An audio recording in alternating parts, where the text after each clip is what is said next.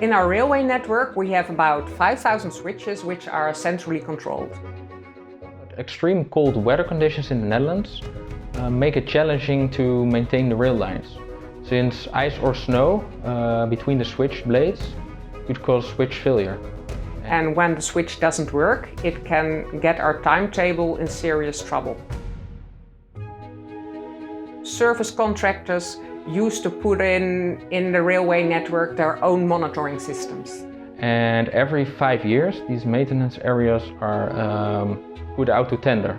5 years of data of contractor A and then 5 years data of contractor B, and then we were not able to compare these data with each other. This traditional way of working, it doesn't fit to our vision to become a data-driven organization. So we had to change. You want to have control, full control on the data, on the condition, and what should be done with them.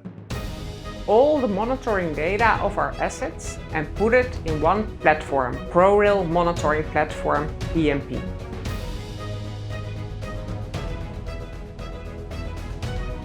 I think the biggest goal of ProRail with the PMP project was to really centralize data and store it in a central place and distribute it to everybody who wants to use it and to improve processes. We share our data with our maintenance contractors. From system suppliers who want to use the data. Universities are also having a role in consultancy activities. Inspectors, system specialists and our own data lab. And we can also easily make changes in contract areas. So if there's a switch in a contractor for a specific area.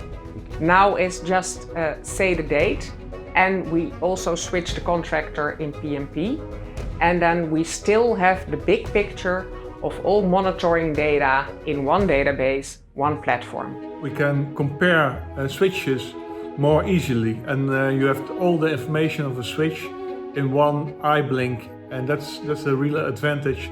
We want to use this data for analysis of the behavior of our switches and to come to predictive or even prescriptive maintenance. For example, they might see in the morning a behavior of a switch which might cause a failure. And based on that data, send an engineer to the switch to prevent big disruptions in the rail traffic.